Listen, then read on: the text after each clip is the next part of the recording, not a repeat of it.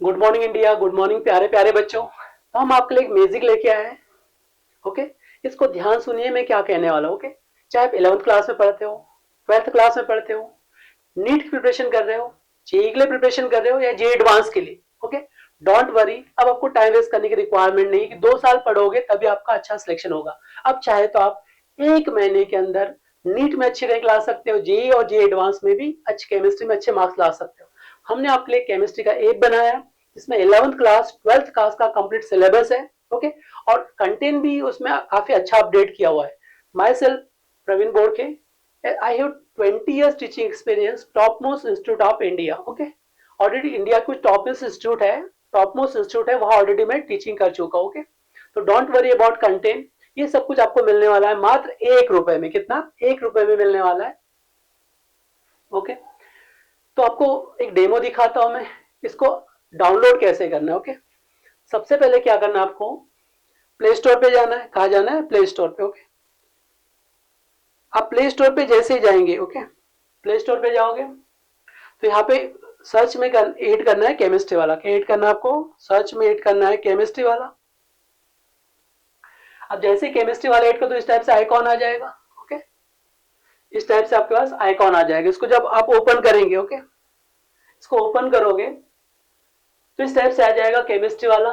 ठीक है, good afternoon admin. Okay, तो ये मेरा एडमिन का पोर्टल है। ओके, यहाँ पे डिस्प्ले प्लेस दिया है, इसमें टॉप परफॉर्मर जो आप ऑलरेडी पहले रिजल्ट प्रोड्यूस कर चुका हूं मैं, वहां कुछ स्टूडेंट की फोटो है। ये 2024 में Anuj. Okay, it got 137 rank AIR। कितना है? 137 रैंक। ओके, इसके विचार श्री चैतन्य में पहले पढ़ाता था, वहां पे टॉप रैंक लाई अचीव किए कुछ स्टूडेंट की फोटो है।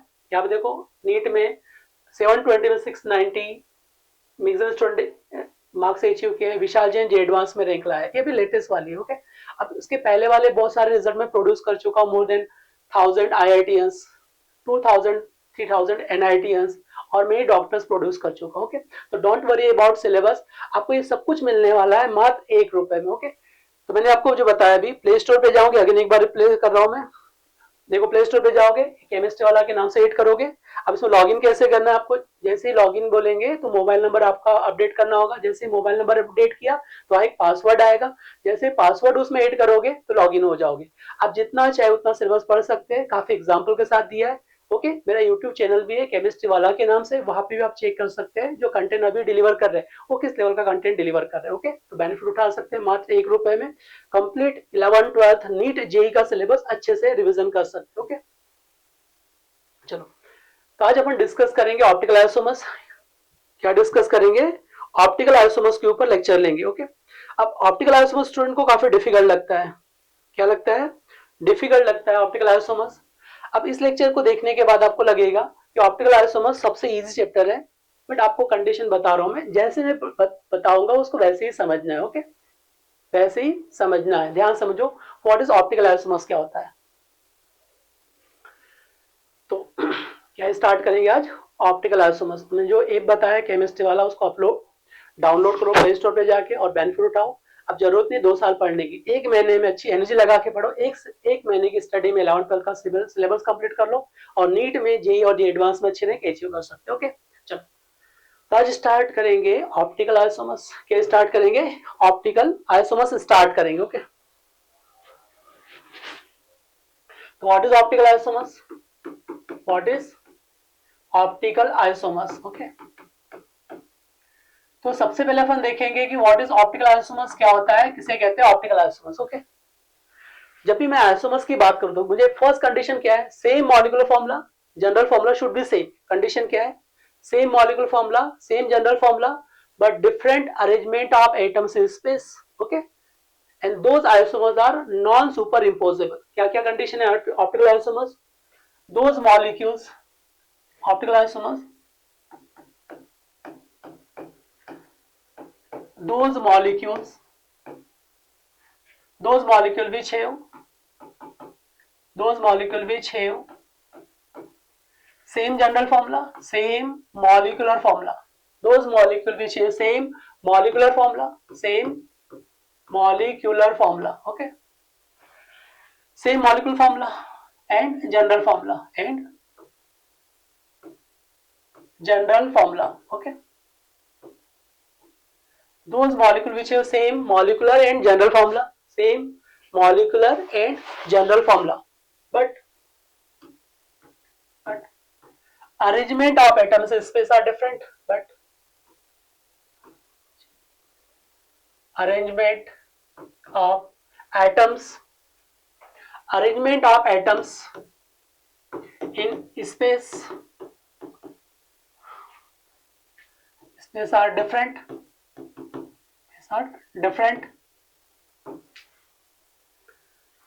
means that means that means they are non superimposable, that means they are non superimposable, they are not superimposable, mirror image to each other, mirror image to each other. Okay क्या चाहिए? Non superimposable mirror image to each other, एक दूसरे का क्या होना चाहिए? Mirror image तो होना चाहिए, बट क्या होना चाहिए? Non super imposable. What is non super imposable? अगर मान लो इस पाम को मैंने ऐसे रखा, इसको ऐसे रखा, तो सुपर इम्पोजेबल हो रहा है क्या? नहीं हो रहा है, रिवर्स है. तो क्या होना चाहिए? मिरर इमेज तो होना चाहिए, बट नॉन सुपर इम्पोजेबल होना चाहिए. ओके तो क्या होना चाहिए? Non superimposable mirror image to each other is known as optical isomers, is known as optical isomers. Okay,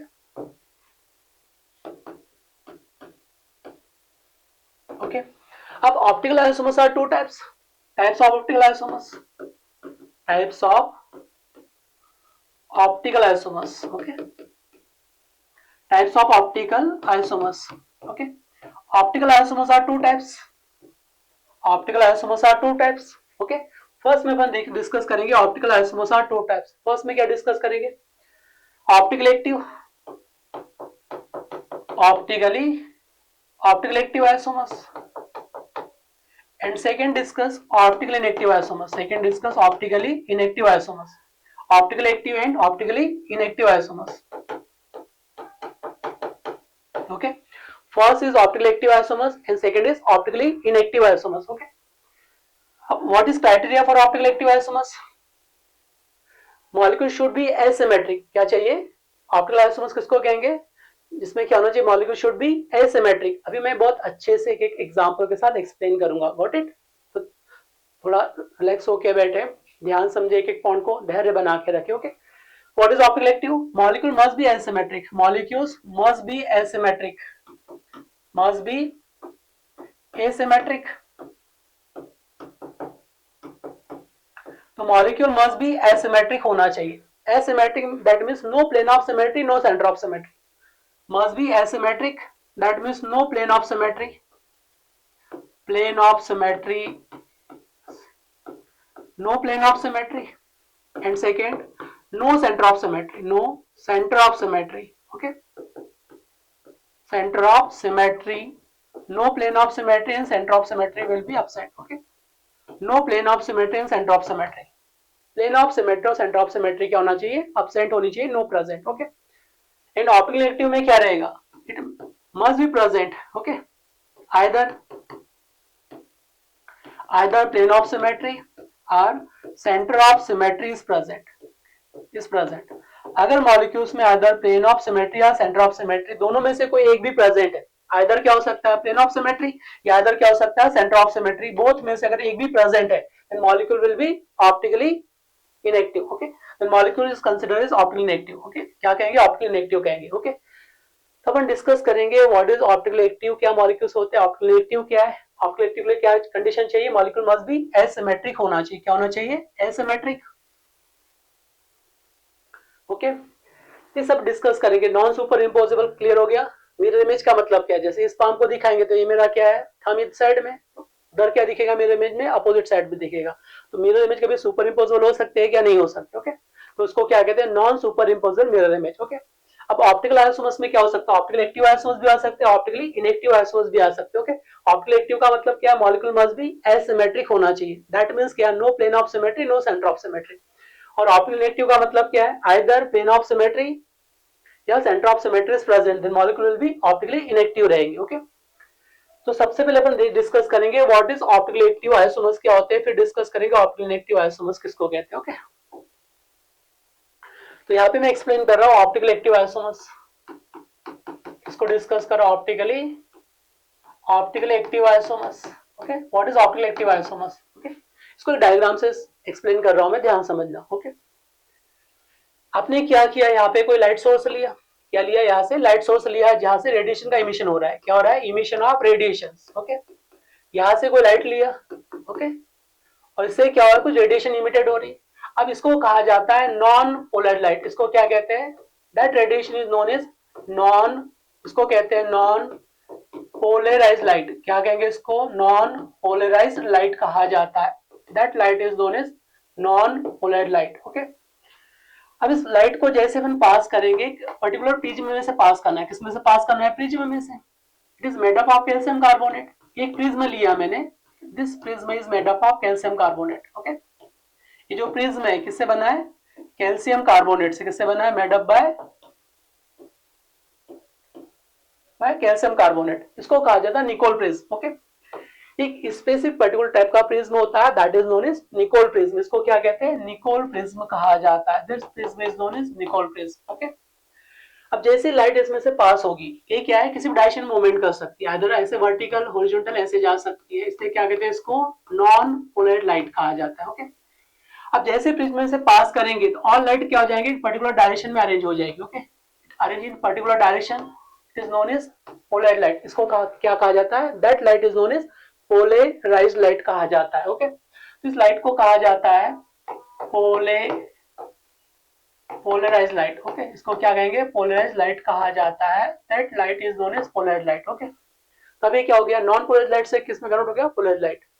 अब पोलराइज लाइट का मतलब क्या है, it proceed in only one direction, एक पर्टिकुलर डायरेक्शन में पैरेलली चलेगी, ऐसे वर्टिकल हॉरिजॉन्टल फॉर्म में पाथ को फॉलो नहीं करेगी, इट स्ट्रेट पाथ को फॉलो करेगी, that light is known as polarise light में कन्वर्ट कर देंगे। उसका काम क्या, निकोल प्रिज्म का, it convert non polarise light to plane polarise light में कन्वर्ट कर देता है। Second point, Nicol prism is made up of calcium carbonate, किसका बना होता है Nicol prism, it is made up of calcium carbonate का बना होता है। ओके, अब जैसे इसको इस लाइट को पास करेंगे प्रिज्म में से, ओके, तो ऑल लाइट क्या हो जाएगी, प्लेन पोलराइज लाइट में कन्वर्ट हो जाएगी। ओके, अब जैसे ही कन्वर्ट हो जाएगी प्लेन पोलराइज लाइट में, ओके, अब एक ट्यूब लेना है जिसमें से इस लाइट को पास करना है। ओके, एक ग्लास ट्यूब लिया मैंने, क्या लिया, एक ग्लास ट्यूब लिया। Okay, it is glass tube, it is क्या, मेरे पास ग्लास ट्यूब है। ओके, अब इस ग्लास ट्यूब में क्या किया मैंने, कुछ ऑर्गेनिक सब्सटेंस को अरेंज किया है, क्या किया मैंने, कुछ ऑर्गेनिक सब्सटेंस को रखा, मान लो यहाँ पे क्या दिया, COH, इधर क्या लिखा है, तो इधर क्या लिखा है CH3, इधर क्या लिखा है C2H5। ओके, ये मेरे पास क्या ऑर्गेनिक सब्सटेंस है, ये क्या है, ऑर्गेनिक मॉलिक्यूल्स को अरेंज किया है, कुछ ऑर्गेनिक मॉलिक्यूल्स को यहाँ रख दिया मैंने, क्या कर दिया, कुछ ऑर्गेनिक मॉलिक्यूल्स को यहाँ पे अरेंज कर दिया। ओके, अब मैंने जैसे इस ऑर्गेनिक मॉलिक्यूल के ऊपर पीपीएल लाइट को पास करेंगे, तो PPL light either rotate clockwise direction या एंटी क्लॉकवाइज, ये मॉलिक्यूल्स क्या करेगा, पीपीएल लाइट को, दैट मॉलिक्यूल्स क्या करेगा, पीपीएल लाइट को या तो क्लॉकवाइज रोटेट करेगा या क्या करेगा, एंटी क्लॉकवाइज डायरेक्शन रोटेट करेगा। ओके, तो either molecules rotate PPL light in clockwise direction और एंटी क्लॉकवाइज डायरेक्शन, तो ये मॉलिक्यूल्स या तो इस टाइप से क्लॉकवाइज डायरेक्शन रोटेट कर देगा पीपीएल लाइट को, किस डायरेक्शन में रोटेट करेगा, PPL light rotate in clockwise direction. Okay, PPL light को या तो क्या रोटेट करेगा, क्लॉकवाइज डायरेक्शन में। ओके, या तो पीपीएल लाइट को कैसे रोटेट करेगा, एंटी क्लॉकवाइज डायरेक्शन में। ओके, या तो पीपीएल लाइट को जो रोटेट करेगा, PPL light rotate in anti clockwise direction, किस में रोटेट करेगा, एंटी क्लॉकवाइज डायरेक्शन में रोटेट करेगा। ओके, तो आइदर या तो रोटेट करेगा क्लॉकवाइज डायरेक्शन में या तो क्या करेगा, एंटी क्लॉकवाइज डायरेक्शन रोटेट करेगा। ओके, या ऐसा भी हो सकता है कि PPL light net rotation become zero, देखो हो सकता है कि जो मॉलिक्यूल्स लिया, सपोज मैंने, ओके, ये क्या लिया, OH, इधर क्या लिखा हाइड्रोजन, इधर क्या लिखा COH।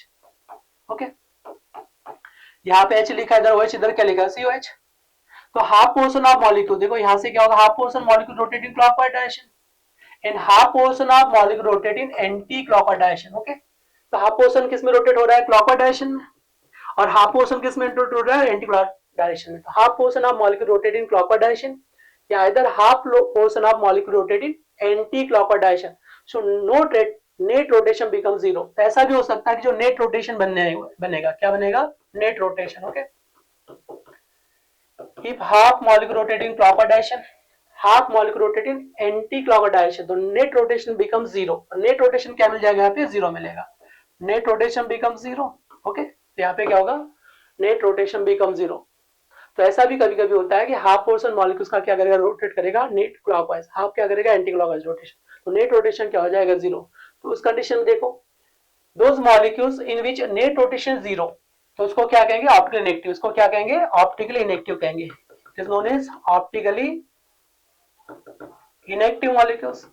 Okay, and those molecules rotate pp light in clockwise direction either anti-clockwise direction, it is known as, इसको कहेंगे आपके पास optical active molecules, this molecule is known as optical active molecules, का नाम क्या है, optical active, this molecule is known as optically, this molecule is known as optical active molecules, ये इसको क्या कहेंगे, ऑप्टिकल एक्टिव मॉलिक्यूल्स कहेंगे। Okay, so those molecules in which net rotation is zero is known as optically active. If molecules rotate in either clockwise direction या either anti-clockwise direction, this molecule is known as optical active molecules. इसको क्या कहेंगे, optical active molecules कहेंगे।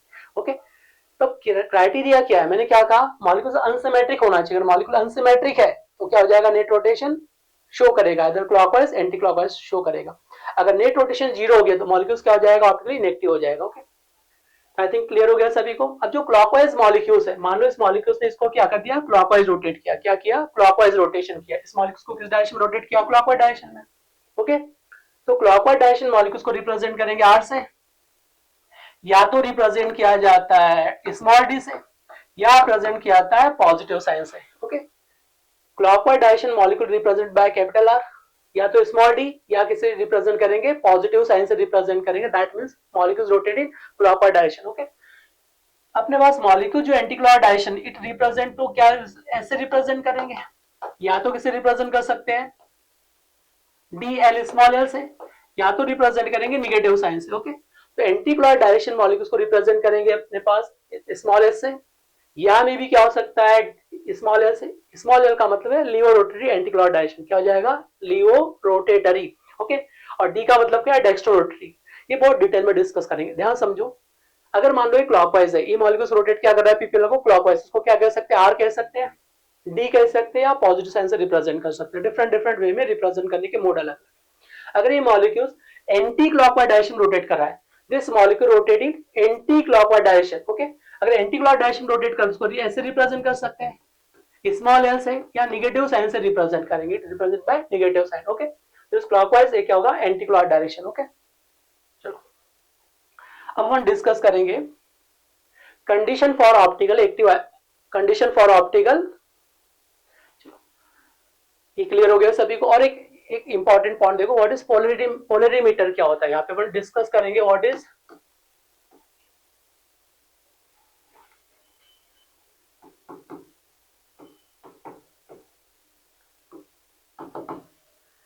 Term use करेंगे, what is polarimeter, किसकी बात करेंगे, what is polarimeter instrument किसको कहा जाता है। Okay,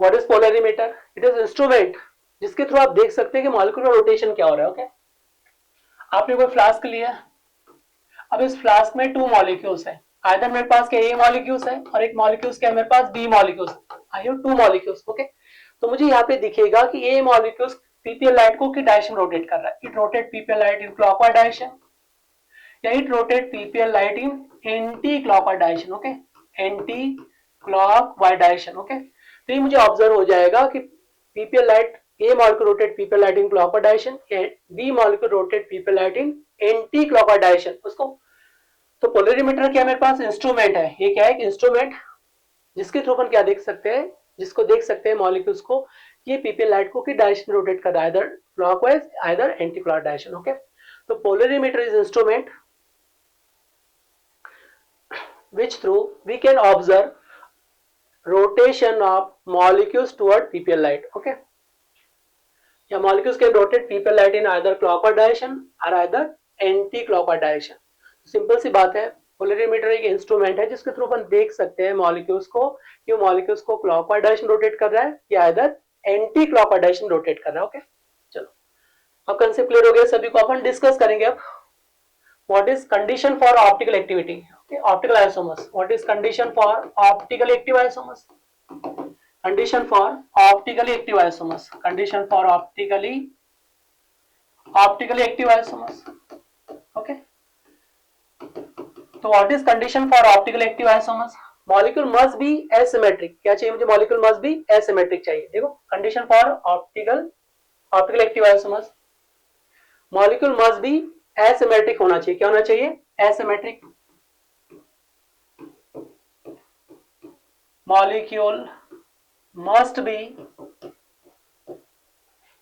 asymmetric. Molecule must be asymmetric.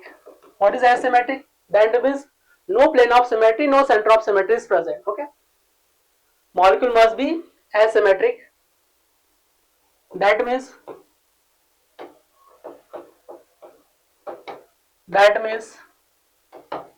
no plane of symmetry. No plane of symmetry is present. No center of symmetry is present. No center of symmetry is present. No center of symmetry is present. Okay. Molecules have no plane of symmetry, no center of symmetry is present. Molecules known as symmetric. क्या हो जाएगा? Asymmetric molecules. Okay. उसमें कोई symmetry नहीं होना चाहिए. अभी मैं डिस्कस करूंगा what is plane of symmetry क्या होता है, सेंटर ऑफ सिमेट्री क्या है, बट मैंने कंडीशन क्या लिखा है? No symmetry is present. Symmetry present नहीं होना चाहिए. Okay. No plane of symmetry, no centre of symmetry is present. Okay. तो मॉलिक्यूल मस्ट बी एसिमेट्रिक होना चाहिए. Okay. Molecule must be asymmetric होना चाहिए. सेकंड कंडीशन क्या होना चाहिए? It may be chiral centre present और not. Okay. Chiral centre may be present और not. Chiral center may be present or not. May be present or not. Okay. Chiral center may be present or not. Chiral center हो भी सकता है और नहीं भी हो सकता. Okay. तो chiral center मॉलिक्यूल्स में प्रेजेंट हो भी सकता है और नहीं भी हो सकता है. तो क्या लिखा है मैंने? Chiral center may be present. Chiral center may be present or not. Chiral center हो भी सकता है और नहीं भी हो सकता. Got it? देखो chiral center is not necessary criteria for optical activity. Okay. कुछ एग्जांपल में अभी ऐसे लिख पाऊंगा इसके पास कैरल सेंटर नहीं है फिर भी क्या हो रहा है? ऑप्टिकल एक्टिव रहेगा. ओके. चलो. तो सबसे पहले अपन डिस्कस करेंगे व्हाट इज कैरल सेंटर क्या होता है, इसको डिस्कस करेंगे. उसके बाद अपन देखेंगे plane of symmetry, centre of symmetry. Okay. तो मॉलिक्यूल्स मुझे क्या चाहिए? एसिमेट्रिक. एसिमेट्रिक और no plane of symmetry. Okay. No centre of symmetry. अभी बहुत डिटेल में अपन वन बाय वन डिस्कस करेंगे. ओके. सबसे पहले अपन डिस्कस करेंगे व्हाट इज, बहुत डिटेल में जाएंगे. देखो अभी जस्ट स्टार्ट करा मैंने, बेसिक अभी ओवरव्यू बताया. ओके. अब अपन बहुत डिटेल में इसके क्वेश्चन देखेंगे. व्हाट इज कैरल सेंटर क्या होता है. ओके. पहले कैरल सेंटर, फिर प्लेन ऑफ सिमेट्री, फिर डिस्कस करेंगे सेंटर ऑफ सिमेट्री. उसके बहुत सारे एग्जांपल सॉल्व करवाएंगे. ओके. तो फर्स्ट अपन डिस्कस करेंगे what is chiral centre. What is chiral centre किसको कहा जाता है वो डिस्कस करेंगे. Okay. What is chiral centre. Okay. तो अपन देखेंगे दो सेंटर. ठीक है. along attached all valence should be different. okay. क्या चाहिए मुझे? attached all valence should be different. attached all valency should be different. all valency should be different. attached all valency should be different होना चाहिए. okay. Attached all valency should be different होना चाहिए. Okay. इसको इस point को समझो क्या लिखा है मैंने. Attached all valence should be different. अगर मान लो आपको उसको सेंटर की बात करेंगे. Okay. It may B nitrogen हो सकता है, कार्बन हो सकता है, फास्फोरस हो सकता है, सल्फर, एनी एटम, कोई भी एटम हो सकता है. मुझे नहीं कैरल सेंटर कार्बन ही रहेगा. ओके. एनी एटम ले सकते हैं but with respect to this atom attached all valence should be different. Attached all valence should be क्या चाहिए मुझे? डिफरेंट चाहिए. क्या चाहिए? डिफरेंट चाहिए. मैंने एग्जांपल लिया कार्बन के लिए. पहला कार्बन क्या है? टेट्रावैलेंट है तो सभी डिफरेंट वैलेंस रख दिया. हाइड्रोजन इधर क्या रख दिया? CH3. This valence is different. ये वैलेंसी क्या होगा? डिफरेंट होगा. ये वैलेंसी क्या है मेरे पास? C2H5 तो इट इज डिफरेंट. ये वैलेंसी डिफरेंट दे दी. इधर क्या दिया? C3H7. All are different valency. ठीक है. तो मुझे क्या चाहिए? All valence should be different चाहिए. ओके. तो attached all valence should be different and its hybridisation should be sp3. its hybridization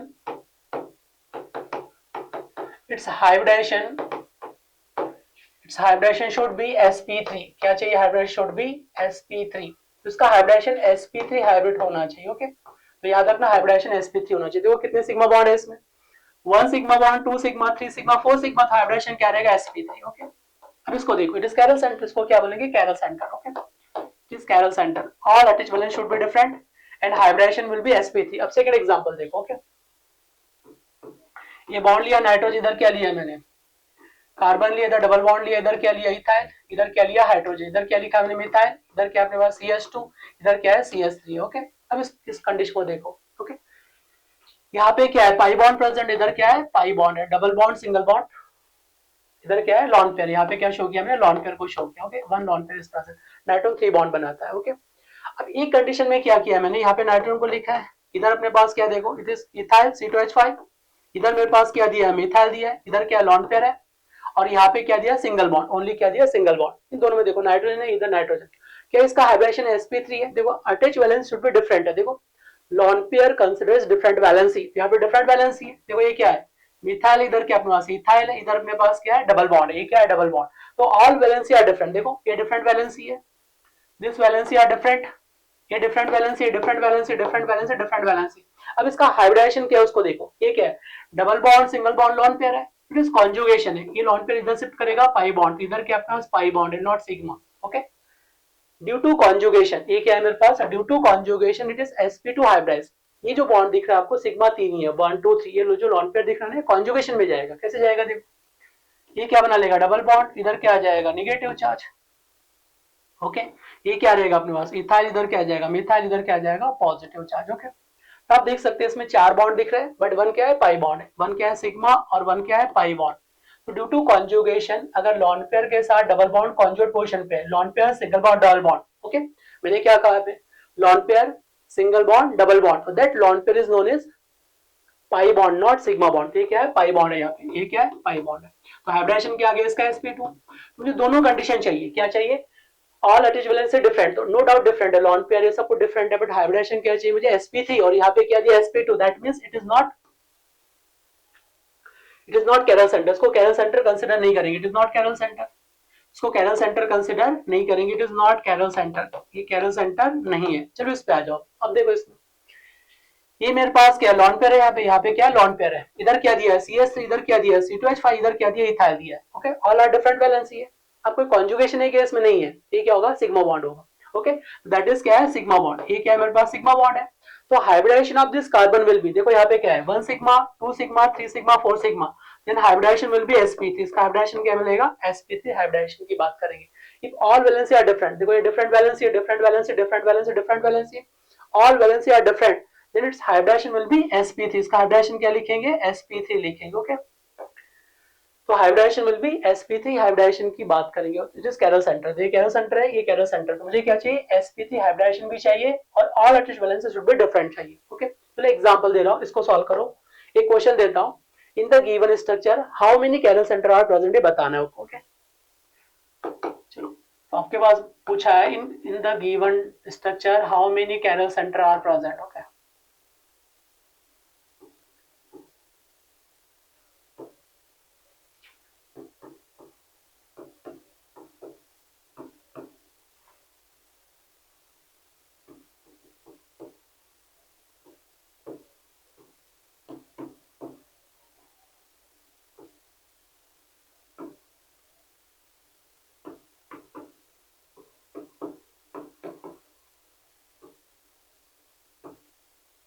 चलो, तो स्ट्रक्चर में बताना how many chiral centre are present. क्या पूछा है, how many chiral centre are present. देखो इसमें क्या है, देखो ऑल अटैच्ड वैलेंस डिफरेंट है, यहाँ पे कितने कार्बन है, 1 2 3 4, इधर क्या है 3 कार्बन, इधर क्या इथाइल, इधर क्या डिफरेंट वैलेंस, डिफरेंट वैलेंसी, तो वन कैरल सेंटर ये हो गया मेरे पास, दिस वन कैरल सेंटर, ये क्या है, वन कैरल सेंटर। देखो हाइड्रोजन डिफरेंट वैलेंस, तो क्या होगा, सेकंड कैरल सेंटर। इधर देखो, इधर डिफरेंट वैलेंस, तो क्या होगा, थर्ड कैरल सेंटर, ये क्या हो जाएगा, फोर कैरल सेंटर, ये क्या हो जाएगा 5, ये क्या हो जाएगा 6, इधर क्या हो जाएगा 7। ऑल अटैच्ड वैलेंस है डिफरेंट, देखो इधर डिफरेंट है, इधर हाइड्रोजन डिफरेंट होगा, ये कैरल सेंटर है। इसमें देखो ये कॉन्जुगेशन है, ये क्या लॉन पेयर, इधर क्या है डबल बॉन्ड, तो ये क्या हो जाएगा कॉन्जुगेशन। तो हाइब्रिडेशन इज sp2, तो this nitrogen not chiral centre. यहाँ पे कॉन्जुगेशन है, दिख रहा है सबको, lone pair, double bond, single bond, ये क्या है conjugation, it is not chiral centre, it is not chiral centre. Okay, यहाँ पे आ जाओ, ये अपने पास देखो हाइड्रोजन है, अगेन क्या डिफरेंट वैलेंस है, तो क्या मिलेगा sp3 का हाइब्रिडेशन है, कैरल सेंटर है। ओके, ये क्या है, सिंगल बॉन्ड 2 आ गए, ये सिंगल सिंगल बॉन्ड, तो नो कैरल सेंटर इस पर, ये क्या कैरल सेंटर, ये भी क्या होगा कैरल सेंटर। ओके, यहाँ पे 2 कैरल सेंटर, देखो काउंट कर लो कितने कैरल सेंटर है यहाँ पे, देखो ये क्या हो गया 1 2 3 4 5, देखो कितना है 1, ये क्या है 1, ये क्या होगा 2, ये क्या हो जाएगा 3, ये क्या हो जाएगा 4, ये क्या हो जाएगा 5, ये क्या हो जाएगा 6, ये 7, इधर क्या हो जाएगा 8, इधर क्या हो जाएगा 9, इधर क्या हो जाएगा 10। ओके, तो कैरल सेंटर कितने इसमें 10 chiral centre are present, chiral centre will be 10। Okay, तो नेक्स्ट क्लास में अपन बहुत डिस्कस करेंगे what is plane of symmetry, identification of chiral centre, in how many chiral centre are present. Okay, तो बहुत detail में डिस्कस करेंगे, one by one discuss करेंगे, अभी जस्ट बेसिक मैंने केवल स्टार्ट डेफिनेशन डिफाइन किया है, अब numerical approach, question approach next class में डिस्कस करेंगे।